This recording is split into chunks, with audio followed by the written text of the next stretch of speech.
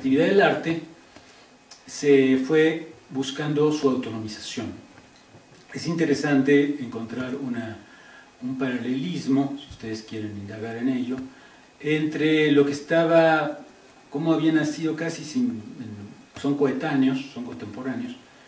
un autor al que se le achaca y se le atribuye el hecho de haber formado el arte por el arte, que es Baudelaire, con sus poemas Las Flores del Mal, pero sobre todo con sus ensayos a propósito del arte moderno. Estaban haciendo Baudelaire, pero al mismo tiempo tenemos como alguien que está naciendo en Inglaterra, que se llama Darwin, ¿no? Charles Darwin. Estas dos maneras de plantearse, por un lado, la creación artística como la posibilidad de no estar dependiendo de los poderes religiosos en su momento, políticos también, en varias fases del periodo histórico de la fabricación de arte, sino lograr tener un espacio propio para elaborar y experimentar sus proyectos, ¿no? Este acto de Baudelaire de construir lo que se dio en llamar el arte por el arte es precisamente una propuesta de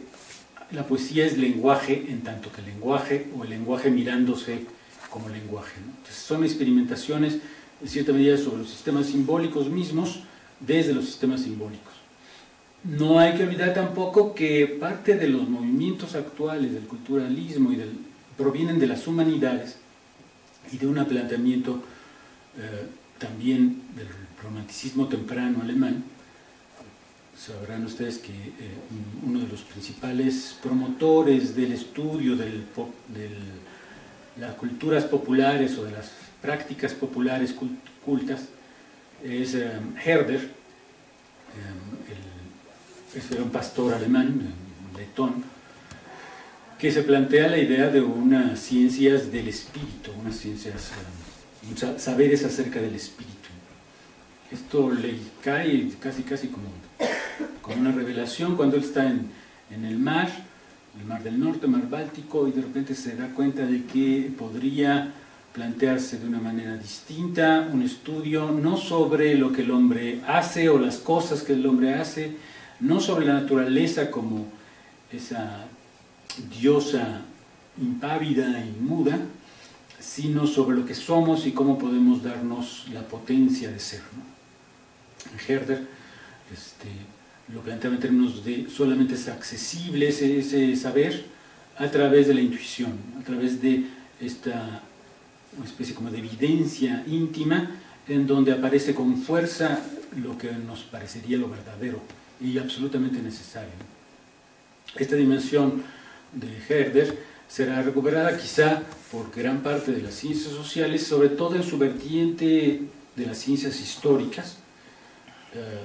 con Dilthey y con todos los historicistas, y que plantearían esta distinción que aparecería constantemente en nuestros estudios acerca de lo que serían ciencias naturales,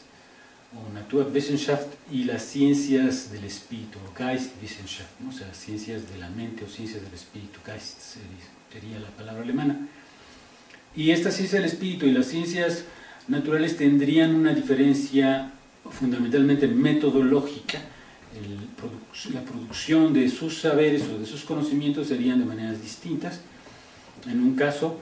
como lo ha señalado Tomás Segovia en un texto brillantísimo, en un caso, el caso de las ciencias humanas, ciencias culturales, ciencias del espíritu, vamos del significado al significado y regresamos. Es un poco lo que luego se llamará el círculo hermenéutico, ¿no? Mientras que, dice Segovia, en el caso de las ciencias naturales vamos a estar frente a esta naturaleza que no habla, que no nos dice nada,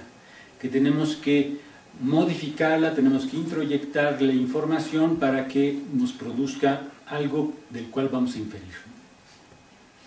Es gracioso también que, recuperando un poco la idea de este pastor alemán Herder, que era amigo de Immanuel Kant, el fundador, vamos a decir, de una crítica, un juicio que se hace de la razón a sí misma, a través de la crítica de la razón pura y luego la crítica de la razón práctica, y finalmente esta otra formulación un poco ya casi delirante de la crítica del juicio, donde aparece con claridad esta formulación de hay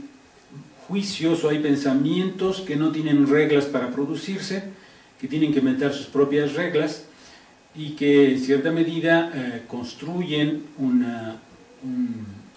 esfera, una entidad de singularidad, ¿no? Ese sería el juicio reflexivo que le llaman, frente al otro que sabemos que usualmente se considera como juicio, que es el juicio determinante o juicio que seguimos reglas para llegar a conclusiones. En el caso del juicio reflexivo, que dice Kant, sería un juicio que tiene que inventarse su ley como si fuese verdad para producir un cierto tipo de objeto. Esta es una idea que se recuperará, sobre todo los románticos, que son los que se van a oponer más fuertemente a la idea de una ciencia calcada bajo la forma de la ilustración, una ciencia quizá fundada en una razón completamente arrogante, presuntuosa, que piensa que todo puede ser reducido a sus principios. Entonces este movimiento pendular del romanticismo frente a esta manera de racionalismo científico, o cientificista para ser justos con la ciencia, el racionalismo cientificista de la ilustración, recuperarán toda esta idea del espíritu, o de la emoción o del sentimiento,